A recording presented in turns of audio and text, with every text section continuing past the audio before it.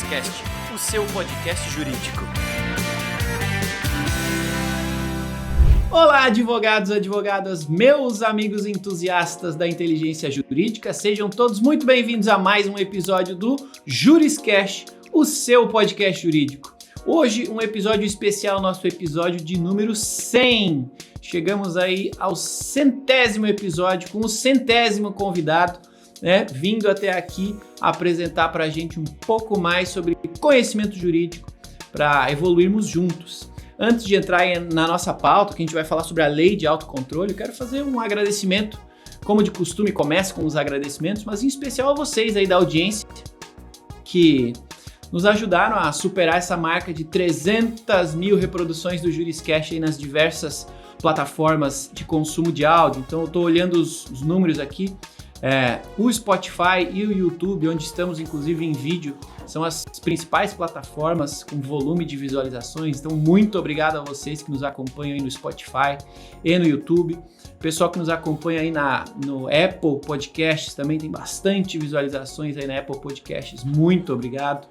Google Podcast também, no SoundCloud e nas demais plataformas de áudio. Tem dezenas de milhares de reproduções de vocês aí preocupados e curiosos a respeito da evolução do nosso mercado jurídico. Então, muito obrigado a cada um de vocês que tem, junto comigo, criado aqui um mundo jurídico cada vez mais eficiente, mais interessante, com base no conhecimento que estes especialistas, queridíssimos que vêm aqui compartilhar o seu conhecimento com a gente, nos ajudam a criar. Quando a gente compartilha conhecimento, a gente faz com que ele se multiplique. Então, muito obrigado a vocês aí da audiência que ouvem os episódios, compartilhem os episódios, deixem aí seus comentários. Muito obrigado. Passamos aí do episódio número 100, das 300 mil reproduções. Muito obrigado. Falando em agradecimento, não posso deixar de fazer um agradecimento em especial ao curso de Direito da Univille, que nos acompanha aí há muito tempo, incentivando todos os episódios e as discussões que a gente gera aqui no Juriscast, discussões jurídicas de altíssima qualidade. Então, muito obrigado ao curso de Direito da Univille, que tem o selo OAB Recomenda, tem mais de 25 anos de história e incentiva esse tipo de discussão de altíssima qualidade. Muito obrigado. E se você quiser conhecer um pouco mais sobre o curso de Direito da Univille, basta acessar univille.br/direito. Bom, vamos ao que interessa. Hoje a gente vai falar sobre a lei do autocontrole com um especialista, Vamos falar sobre a perspectiva jurídica e os desafios dela aí para a agropecuária com o Dr. Guilherme de Castro Souza. Dr. Guilherme, seja muito bem-vindo ao Juriscast. Como vai, Thiago? Como vai toda a equipe, todos que nos escutam, que nos assistem? Inicialmente, Thiago, deixa eu parabenizar vocês, aí, toda a equipe do Juriscast. 100 episódios é algo muito bom, é uma conquista gigante para vocês. E espero poder acompanhar por muito tempo, até o milésimo e por aí vai, não é? Mas parabéns para você. Muito obrigado, agradeço a gentileza. E antes da gente entrar na pauta aqui, o Dr. Guilherme, ele é sócio do escritório Oliveira Souza Advogados, especialista em direito empresarial e comércio exterior e há mais de 10 anos atua para a agroindústria. E é por isso que a gente trouxe ele aqui, especialista para falar sobre tema especialista, lei do autocontrole. Quando a gente começa o episódio aqui, doutor, eu gosto sempre de dar um pouquinho de contexto para a nossa audiência. Como é uma legislação recente, bastante específica, para o mercado da agroindústria, eu gostaria de propor que na abertura aqui da nossa conversa você explique aqui para a nossa audiência a que se propõe essa lei do autocontrole, qual é o seu objetivo e o que ela vem a regulamentar aí quando estiver vigente. Perfeito. Vamos lá, então. Passando um pouco aqui. A lei do autocontrole, esse nome acaba que a gente cria formas de apelidos, para se referir a determinadas leis. Mas ela é muito mais abrangente do que simplesmente uma situação ali de autocontrole propriamente dito na agroindústria. Onde que ela vai efetivamente afetar? Quando a gente vai falar de toda a nossa produção agropecuária e agricultura, a pecuária, até questões relacionadas um pouco à mineração, se a gente for pensar ali em fertilizantes, tudo isso está no guarda-chuva da defesa agropecuária do Ministério da Agricultura. que ali tem uma secretaria, que é o braço maior do Ministério hoje, que vai tratar de toda essa atividade, produção de alimento, produção, muitas vezes, de tecido, de madeira. Então, você tem uma repercussão muito grande nas nossas atividades de todo dia. Então, quase tudo que nós utilizamos no dia a dia, de alguma forma, foi regulado ali pela Defesa Agropecuária do Ministério da Agricultura. E o que nós temos hoje a Defesa Agropecuária é um sistema antigo, né? Hoje a gente pode se referir a quase 100 anos ou mais de 100 anos, que vem se desenvolvendo a Defesa Agropecuária dentro do Ministério da Agricultura, e ela, cada dia, ela aumenta os seus braços, né? Primeiro você começou só com a pecuária, depois com a agricultura, depois com o produto de origem animal, aí você vai ter couro, gelatina, ração. Então, isso aqui só proteína animal. Se você for ali no vegetal, você tem defensivos agrícolas, você tem biológicos, você tem a soja, milho. Então, você tem até a parte de alguns que vão ser utilizados ali para medicamentos. Então, você vê, é muito abrangente, né, se a gente for pensar. E esses sistemas, eles foram sendo encaixados e virou um grande sistema com várias sistemáticas. Ali no ano de 2020, aproximadamente, o Ministério da Agricultura fez um levantamento em normas infralegais, então só de normas internas do Ministério na defesa agropecuária, nós teríamos ali algo em torno de 70 mil normas. Então, nem quem é regulado, nem o regulador, na verdade, tinha uma consciência completa de todo esse escopo normativo ali dentro, né? E o Ministério vem tentando atualizar isso da melhor forma todo dia. Uma das iniciativas que acabou surgindo foi esse projeto do autocontrole, que ele é, em outras palavras, a modernização, uma busca da modernização, uma busca de se atualizar esse sistema, tentando uniformizar algumas situações, né? E tentar trazer também maior eficiência. Então, o que vem, a grosso modo, assim, vou pincelar aqui um pouco o que o projeto traz. Ele traz uma criação ali do plano de autocontrole, que as empresas, a indústria, aqueles que têm que manter a segurança, a qualidade, a identidade do produto, seguindo critérios muito bem estabelecidos, eles vão ter que criar esse plano para garantir toda a rastreabilidade do seu insumo mais básico até o produto final, para garantir que aquele produto seguiu todo o procedimento, né, e que ele vai entregar efetivamente o produto de qualidade, com a identidade e com a segurança prometida. Então, esse é o primeiro braço, esse seria efetivamente o autocontrole, né? E esse plano, ele vai ser, esses planos, cada ente privado ele vai fazer o seu plano, né? Mas as associações, elas também podem sugerir planos, modelos de planos para que os associados eles façam a adesão a esses planos, criando ali parâmetros mínimos, né, pro plano de autocontrole. Até porque uma coisa é você falar de uma indústria grande, mega multinacional, que ela já tem, pensando no mercado exterior, tudo, ela já tem todo um desenho para esse sistema. Os médios, os pequenos, é um pouco diferente, o custo é muito alto. Então, você ter esse modelo para você aderir ali uma uniformização é interessante. Passado o plano de autocontrole, o Ministério ele tem que regulamentar também o plano de incentivo à conformidade. E o que vem a ser esse plano? A grosso modo, ele vai ser mais ou menos como é o sistema de bandeiras ali da alfândega, né? Que você tem a bandeira verde, aquele que o risco é muito baixo, então ele passa de uma forma facilitada e mais rápida. Aquele que traz maior risco, ele vai ser mais fiscalizado. Então, o que esse plano ele quer? Ele quer incentivar que a iniciativa privada troque informações com o sistema do Ministério da Agricultura, buscando, assim, você criar, vamos colocar dessa forma, manchas de risco agropecuário. Então, a sua empresa ela vai ser pontuada, isso é sigiloso, mas você tem acesso de qual é a sua pontuação, de qual é ali a sua colocação numa lista, vamos deixar dessa forma. para você ter ali um contexto e entender se você está efetivamente diminuindo o seu risco agropecuário ou não. Então você vai ter critérios mais, teoricamente, critérios mais objetivos do que fazer, né, para melhorar ali nessa lista. E você também, o Estado, ele vai poder criar dessa forma políticas públicas mais focadas. Então, se você, de repente, você vê agora, vamos pensar um exemplo que está, nesse momento, incomodando o setor de uma forma muito séria.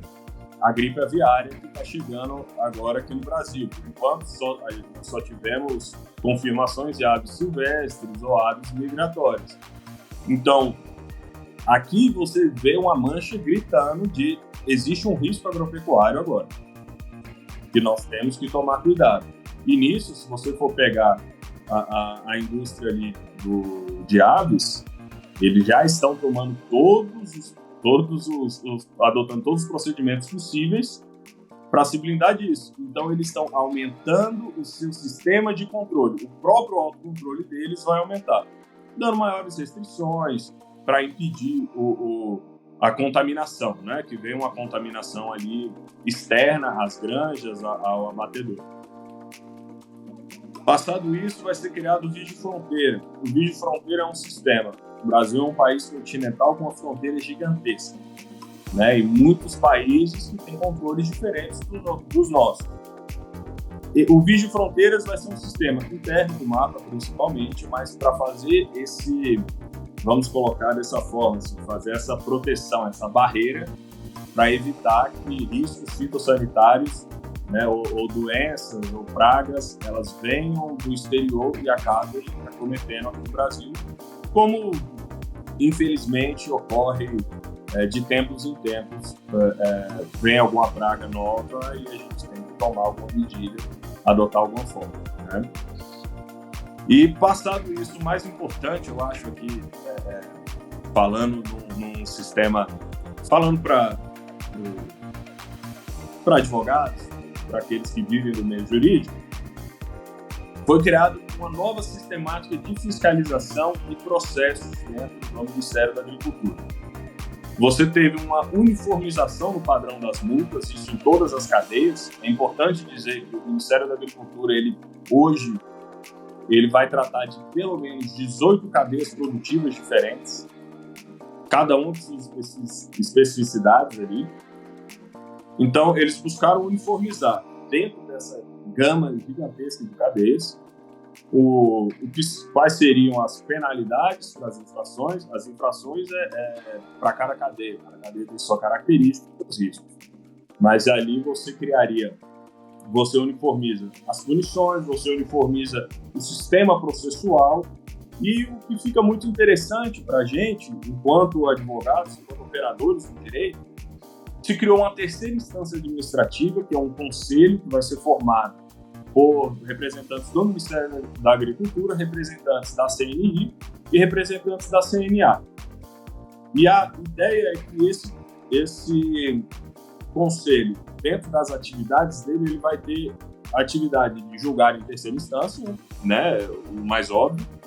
Ele vai ter ali como função a realização de TACs, porque algumas das punições é suspensão de licença ou suspensão de atividade, né, e cancelamento. Então, ali você estabeleceria uma forma de TACs a serem firmados com as empresas, para evitar a paralisação, porque não é do interesse de ninguém. E você também teria ali a elaboração de enunciados a orientar toda a cadeia. Esse é um ponto mais importante e que ele pode trazer maior segurança jurídica para todo mundo que está exercendo. É muito fácil hoje, diante de uma subjetividade que existe, um fiscal no Sul, ele determinar que algo é uma infração e dar uma punição extremamente grave. No Centro-Oeste, alguém vai falar que não é infração, e ali no Sudeste alguém fala que é infração, mas é leve. Então você vê, existe aí uma disparidade de entendimentos pelo mesmo fato. Então você vai criar ali uma uniformização.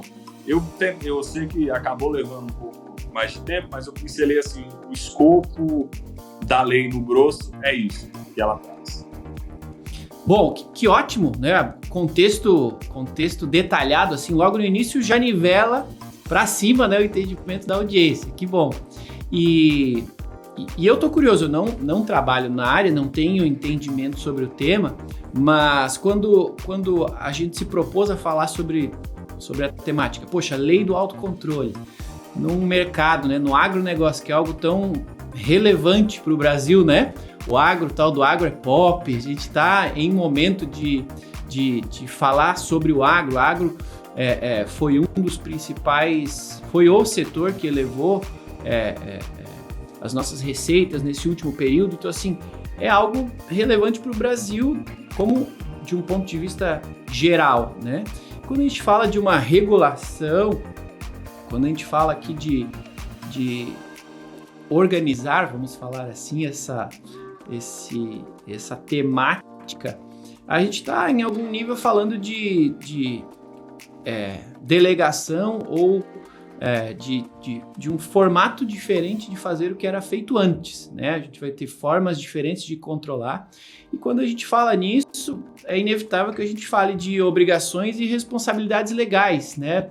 Aqui, como a audiência do Juriscast é jurídica, a gente tem que olhar para esse tipo de movimentação do ponto de vista jurídico, e é aí que eu lhe pergunto, considerando essas obrigações e responsabilidades legais que o grande produtor, o médio produtor, o pequeno produtor vão passar a ter, né, em maior ou menor nível, né, talvez tenha uma cobrança menor em alguns casos, como você falou aí nas bandeiras e tal, mas vai ter uma responsabilização, no mínimo um cuidado para que não haja uma responsabilização legal em alguns casos, né? Então, como é que você vê essa relação deste novo formato de fazer as coisas, ou de tomar cuidado as coisas, com o apoio aí de um time, ou de responsáveis, de pessoas do mundo jurídico, e a relação disso chegando lá na segurança, na qualidade dos produtos, né, no final das contas? Como é que você vê essa relação entre essa afetação desse novo jeito de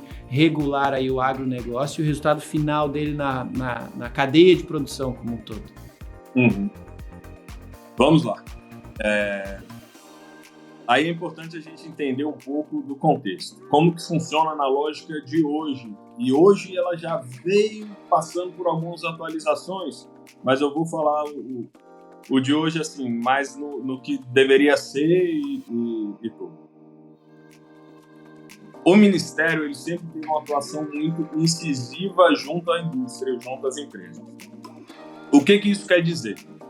Dependendo da empresa, dependendo da sua atividade, o fiscal ele teria que ficar 24 horas, teoricamente, dentro da empresa, o que é totalmente inviável. E muitas indústrias, elas funcionam 24 horas. Se você for pegar uma indústria de abate, né, de bovino, os animais vão chegar 4, 5 horas da manhã, o abate se inicia, ali por volta de meia-noite vai parar e vai ter a asepsia da unidade. Então, tudo isso, teoricamente, o fiscal teria que estar fiscalizando, o fiscal não, desculpa, hoje é auditor fiscal federal agropecuário, o AFA, né? O auditor ele teria que estar ali exercendo essa atividade o tempo todo. E se não tiver um auditor, a empresa teoricamente não poderia funcionar. Então você vê que existem certos riscos para a empresa que com certeza teriam repercussões econômicas e repercussões jurídicas. E na sistemática como tal, o Ministério, assim como acho que vários outros setores do Ministério Público, do Serviço Público, ele vem tendo uma redução do seu efetivo, gradativamente. Ao mesmo tempo que a atividade a ser fiscalizada, ela vem aumentando paulatinamente. Praticamente uma progressão geométrica do que nos últimos 20 anos passou a ser o nosso agronegócio. Né? Assim, então você vê, o Ministério ele não tem braço para isso. E falando aqui no meio jurídico, existe uma situação que vem sendo estudada já há muitos anos, que é o direito administrativo do medo, né? Que é uma situação em que você acaba engessando a administração e a atividade privada de uma forma negativa. E o que isso vem levando, na minha visão, dentro do Ministério da Agricultura? Você vem tendo um aumento significativo de infrações, de autos de infração, não necessariamente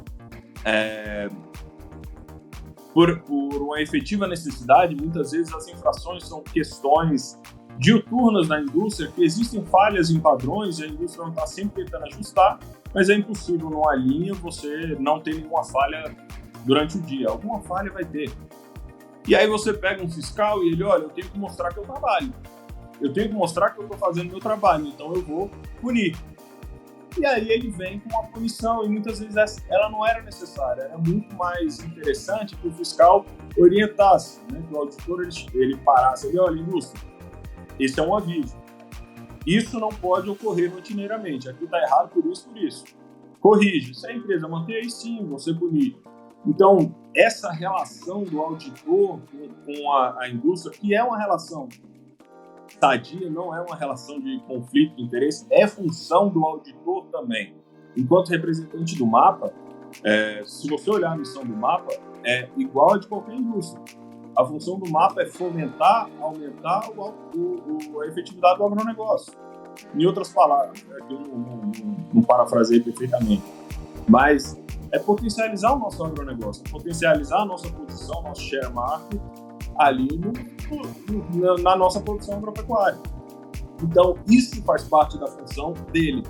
Mas em uma situação de medo, e por que existe esse medo? Houve um aumento também significativo de PADs, processo administrativo disciplinar no Ministério. E também houve um aumento significativo de PARS, que é o processo administrativo de responsabilização de pessoas jurídicas, que vem ali da questão da lei anticorrupção. Quando você tem um aumento de toda a parte sancionatória, um aumento significativo dessa forma, é sinal que o sistema está falho. Então, aí vem a parte jurídica da sua pergunta. Quais seriam os efeitos, então?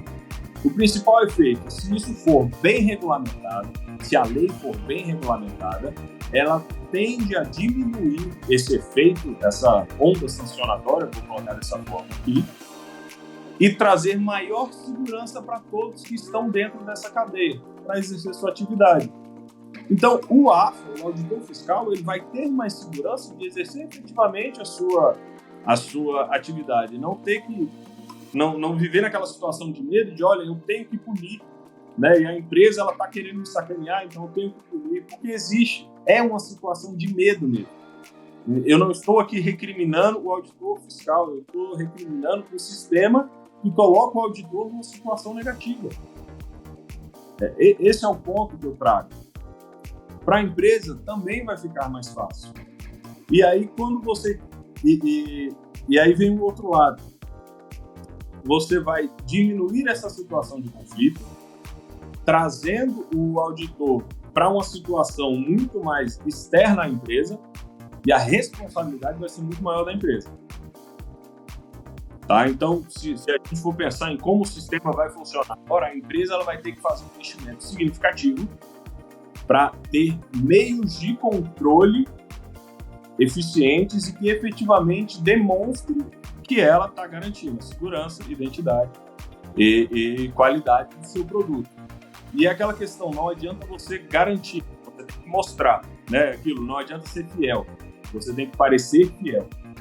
Então, é exatamente essa situação. Tende a trazer maior segurança para o consumidor, maior segurança para a indústria, maior segurança para os auditores fiscais também. Que legal. Lembra, né, o processo que as empresas não do agro já tem, que é um compliance, né? Acho que vai ajudar, fazendo uma correlação técnica aqui, né? A gente vai ter uma facilitação aí dos entendimentos, dos procedimentos e citando o que você falou, poxa, atualmente tem 70 mil itens aqui em legislação infralegal. Pô, é muita coisa mesmo para a gente achar que as empresas e os auditores vão entender e ter o mesmo entendimento sobre tudo isso, né? Então, não consegue. Então, sensacional. Mas, como... Só parece, desculpa. Você colocou uma coisa bem legal. Efetivamente, o autocontrole ele é um outro braço do compliance. Então, hoje o compliance ele abarca muita coisa, é trabalhista, é lei anticorrupção, e você vai ter também aquele compliance regulatório considerando o autocontrole, que vale dizer, não é uma novidade. Na realidade, hoje, as cadeias produtivas, todas já têm um nível de autocontrole. Pode ser um nível muito elevado, pode ser um nível ainda incipiente, mas todos já têm um nível de autocontrole, né? Acho que toda atividade tem. Sim. Todo mundo tem autocontrole, em especial quem é regulado tem um autocontrole interno. É normal, a minha esposa trabalha numa fintech, então assim, é regulado pelo Banco Central. Então a gente fala bastante sobre o compliance e o autocontrole interno que precisa acontecer, né? A norma diz como, mas dentro de casa, cada um define como fazer, mas como você falou, tem que mostrar que está sendo feito, né? Mas usando uma outra frase sua, né, o Brasil é, de fato, um país continental, o agronegócio tem tanto extensão territorial quanto econômica, uma visibilidade gigante para todos nós. Eu gostei da parte que você falou sobre uma tentativa, um alinhamento do ponto de vista fiscalizatório, né, para que as interpretações, as punições sejam feitas de maneira mais coerente, porque não é incomum a gente ver problemas iguais gerando interpretações diferentes, com sanções diferentes, não apenas em regiões, às vezes na própria empresa, né? Problemas parecidos gerando sanções diferentes, interpretações diferentes. Mudou o auditor, mudou a interpretação, é um problema. Mas considerando um mercado desse tamanho, é inevitável que a gente passe a ter uma preocupação com dados, em usar tecnologia, né? Inteligência artificial para nos apoiar neste procedimento, tanto do lado do governo quanto do lado das empresas, né? Então, tem algum item relacionado a isso que a gente pode esperar, algum tipo de evolução também que leve em consideração esse tratamento desses dados, o entendimento, o aprendizado com tudo isso?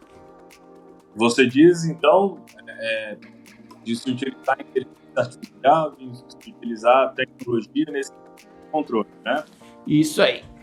Olha, com certeza esse é um braço que não pode estar longe. Vamos pegar o exemplo da Receita Federal. A Receita Federal, nós geramos dados para eles, correto? E esses dados são apurados por um RP, algum computador, né, alguma aplicação, inteligência artificial que vai operar em padrões e identificar ali inconsistências. Então é o temido pente fino, né? O primeiro pente fino que passa é um computador. Não tem como a gente imaginar que nos outros setores não vai funcionar da mesma forma. Então, é muito importante que a indústria ela se imuna de tecnologia para ser capaz de juntar adequadamente essas informações para gerar os dados adequados que são necessários não só para a própria indústria, né? É importante dizer, o maior interessado que o produto tenha qualidade, identidade e segurança é a própria indústria. Se ela não entrega aquilo que ela promete, ela perde o espaço dela, né? Eu não digo que toda a indústria tem que ser uma Ferrari, mas a Fiat ela promete um carro X, de uma forma X, e esse carro ele tem que ser entregue naquele padrão. Se ele não entregar aquela expectativa, ele começa a perder mercado. Então, o maior interessado no produto é a indústria. Então, a própria indústria ela quer estar munida dessas informações. Ela quer ter esses dados. Então, é importante ali que você crie sistemas. E hoje nós temos uma gama de sistemas, tanto sistemas que a gente usa hoje na advocacia, como você tem sistemas que foram estabelecidos próprios ali para cada atividade específica na indústria, né? Legal. E o Ministério ele vai ter que ter também um sistema eficiente para poder filtrar essas informações. Né? Sim. Sem dúvida. Sem dúvida vai ser um desafio não apenas para quem está do lado de cá dessa cerca regulatória, quanto para quem está do lado de lá também, né? Que vai ter que participar da transformação neste momento. E sem dúvida vai ser um período de aprendizado. Quando a gente fala de mudança, a única certeza, né, é a garantia de que tudo vai se transformar. Então, poxa, o legal disso aqui é que está sendo uma proposta de transição que envolve tanto o governo quanto quem está lá na outra ponta produzindo, no final das contas, para trazer um benefício para todos, para o público final, para quem está produzindo, para o governo que precisa fiscalizar e garantir que tudo isso esteja acontecendo e sendo entregue da melhor maneira possível. Show! Doutor Guilherme Souza está aqui com a gente, então, meus amigos, no Juriscast, falando com a gente sobre a lei da autorregulação, uma lei que se aplica aí ao agronegócio, agropecuária, tá? Então fiquem ligados com a gente aqui. Você que tem nos acompanhado aqui no Juriscast, esse episódio super especial, muito obrigado. Não deixe de avaliar aqui este episódio. Se você está numa rede aí que deixa joinha, deixa o joinha. Se está na rede que deixa o coraçãozinho, deixa o coraçãozinho. Se você está acompanhando onde dá estrelinhas, avalie este episódio para que a gente saiba o que você está pensando, o que você está sentindo acompanhando o Juriscast com a gente. E claro, não deixe de deixar os seus comentários também sobre o que você está entendendo sobre esse episódio, com as suas dúvidas, que eu faço questão de lê-los e respondê-los com muito carinho, tudo bem?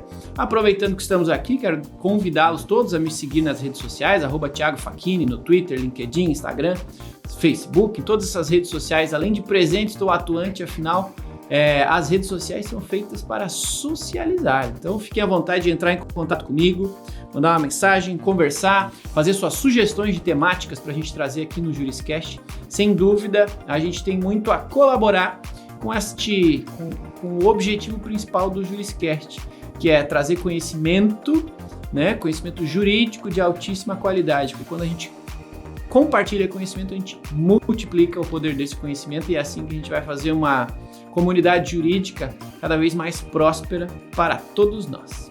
Tá bom?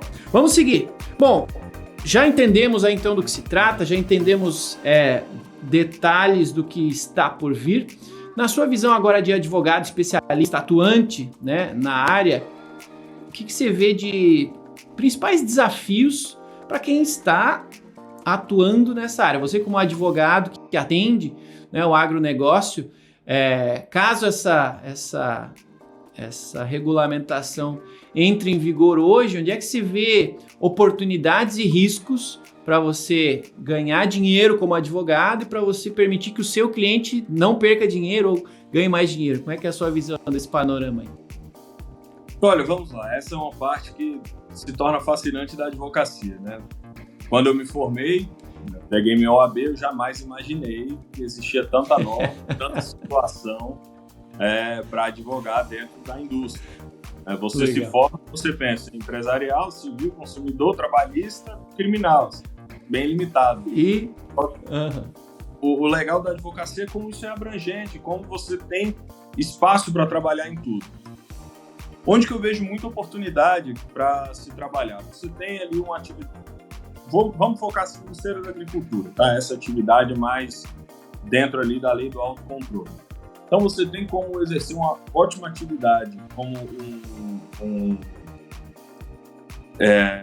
relações institucionais da empresa. Então aquela empresa assim, que não tem como ter aquele profissional interno, ou aquela empresa que pega um jurídico que ele acaba tendo muito braço ali dentro de atividades da empresa, ele pode ser relações institucionais perante o Ministério. Então, ele vai ser aquela ponte a estabelecer a comunicação entre regulado e regulador. E isso é uma atividade que abrange uma quantidade imensa de questões a serem tratadas, seja de normatização, de uniformização de entendimento, de acordos a serem estabelecidos para, olha, a empresa vai tomar medidas X em tanto tempo, né, para evitar uma punição, evitar uma paralisação. Então, você vai ter esse espaço. Você vai ter o espaço de fazer aquela advocacia consultiva, preventiva no compliance.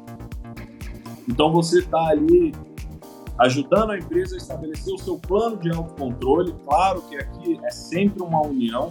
Uma coisa que é importante dentro da atividade, como aqui eu exerço, você sempre vai estar trabalhando junto do técnico da empresa. Você não consegue, não é só jurídico, né? Se eu for falar do plano de autocontrole com abate de aves, eu preciso de um técnico. Eu não vou saber de salmonela, eu não vou saber de padrões de gordura e água dentro da comida. A pessoa tem que me explicar e eu vou pegar essa informação e tentar trazer uma estratégia jurídica nisso, uma proteção jurídica, né?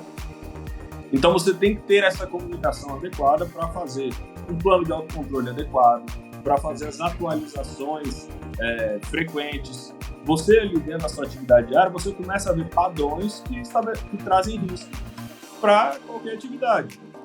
Você vê, o fiscal já viu ali, a linha está parando sempre ali e ali está dando fora do padrão toda hora. Então vamos mudar aqui o nosso plano para corrigir aquilo. Então é uma atividade bem preventiva. Não é não é o contencioso judicial, propriamente que você está todo dia indo para o judiciário, etc.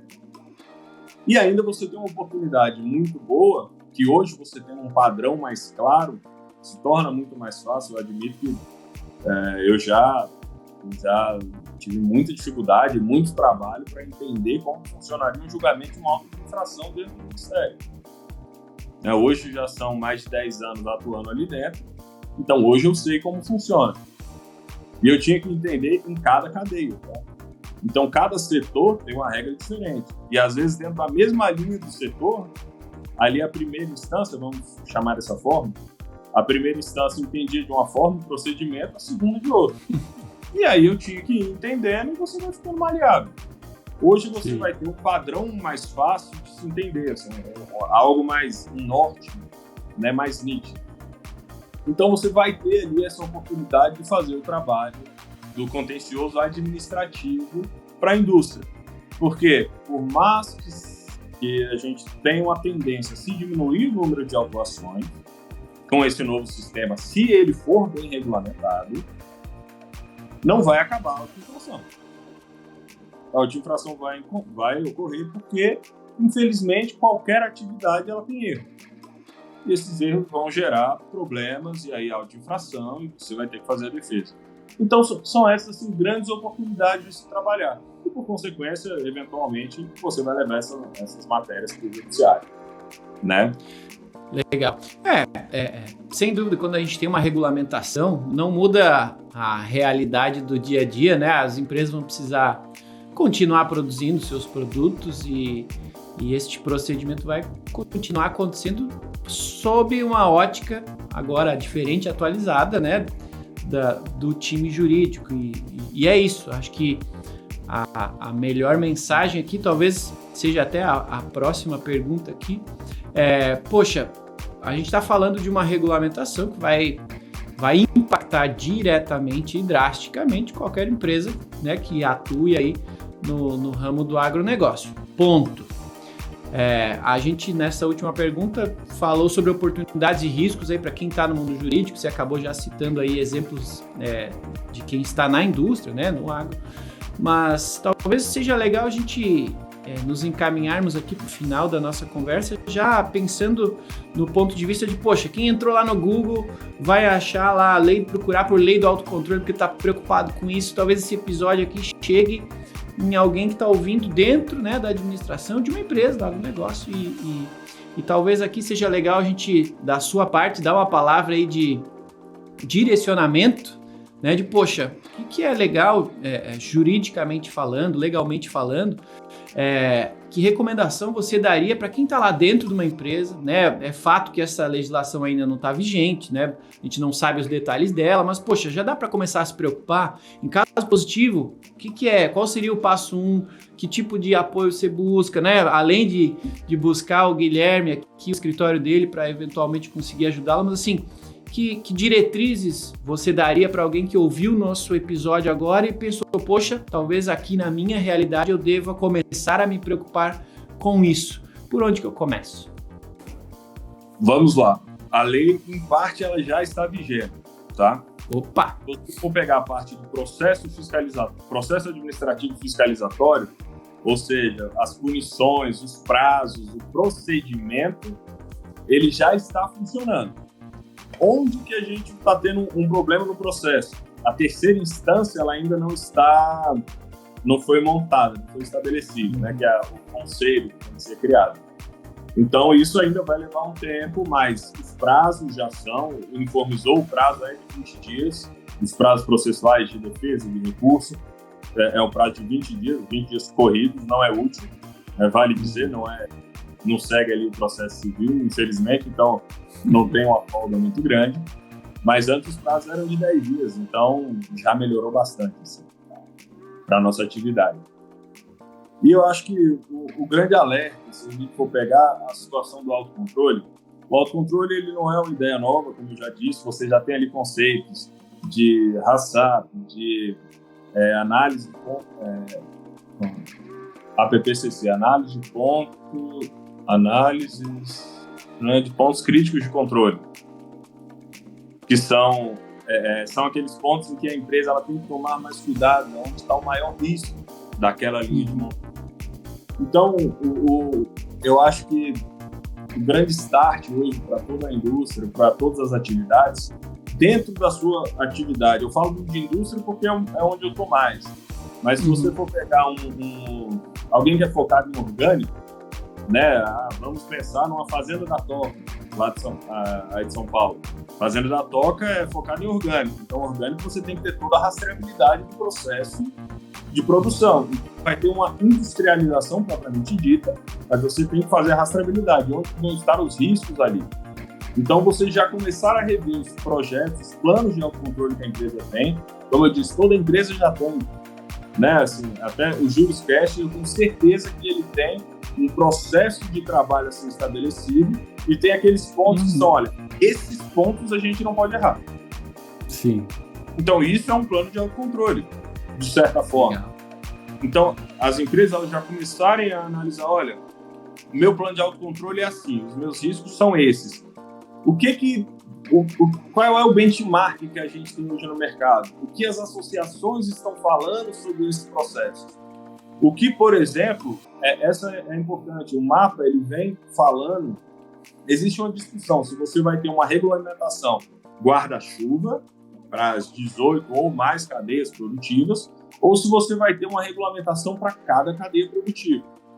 Finalizou recentemente uma tomada pública de subsídios do MAPA, o Ministério da Agricultura ele fez essa tomada pública, e os setores, não sei se todos responderam, não tenho essa informação, mas muitos responderam, e é importante você pegar essas respostas das tomadas públicas de subsídios, porque ali você já tem as impressões e os cuidados que as associações estão vendo para o setor, para aquela cadeia produtiva.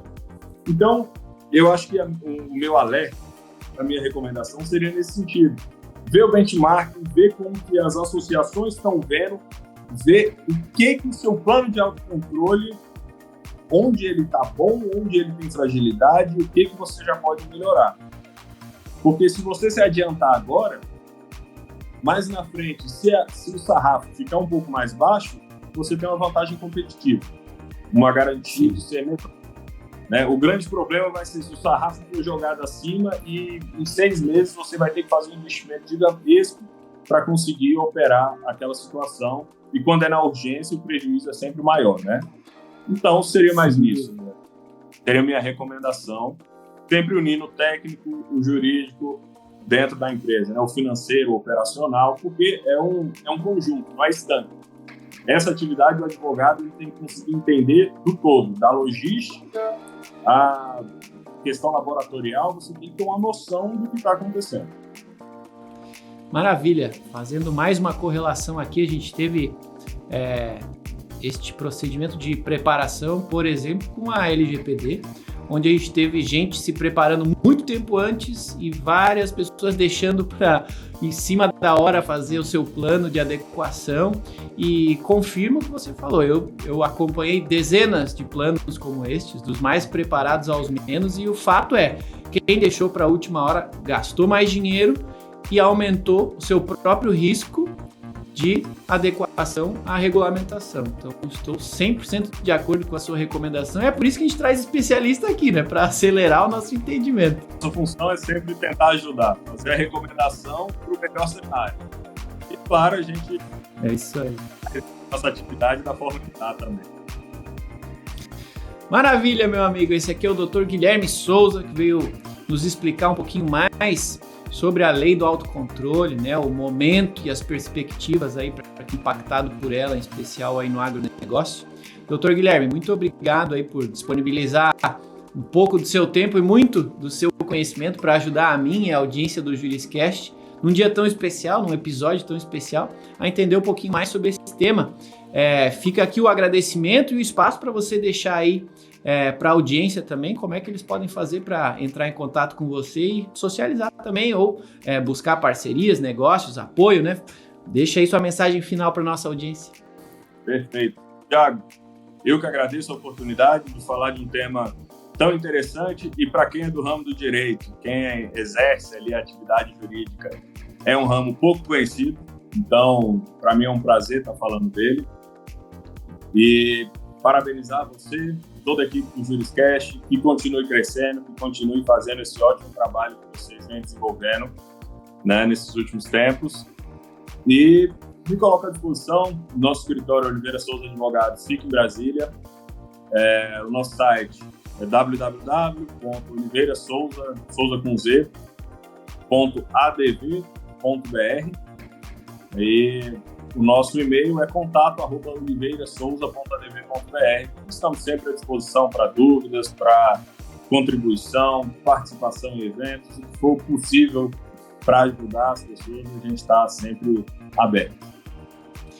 Sensacional. Obrigado, doutor Guilherme, uma alegria tê-lo aqui conosco e obrigado, como sempre, a você aí da audiência que tem acompanhado o Juriscast, tem multiplicado o Juriscast. Assim como a gente traz conhecimento desses especialistas aqui para multiplicá-lo, vocês têm multiplicado o Juriscast, então muito obrigado. Se você ainda não fez, clica aí no botãozinho de compartilhar, indica esse episódio para algum colega que quer saber mais sobre a temática, para algum colega que trabalha, né, presta serviços aí para indústrias do agro, para colegas que trabalham em indústria no agronegócio. Multiplique conhecimento, nos ajude, me ajude aí nessa minha missão de disseminar e multiplicar o conhecimento jurídico, porque com ele todos nós teremos uma comunidade, um ecossistema jurídico mais feliz e próspero para todos nós, tá bom? Bom, é isso, meus amigos. Toda quinta-feira tem um novo episódio do Juriscast para você, então não deixe de acompanhar aí no YouTube, no Spotify, especialmente porque estamos em vídeo, mas claro, em todos os canais de consumo de podcast estamos lá, basta você buscar por Juriscast. É isso, meus amigos, fico muito feliz de tê-los aqui conosco até o final deste episódio do Juriscast. Nos vemos na quinta-feira que vem no próximo episódio. Um abraço, até lá e tchau. Um abraço. Você ouviu o Juriscast, produção e oferecimento ProJuris, plataforma de inteligência legal, líder no desenvolvimento de software para departamentos jurídicos e escritórios de advocacia, powered by Softplan. Conheça mais em projuris.com.br.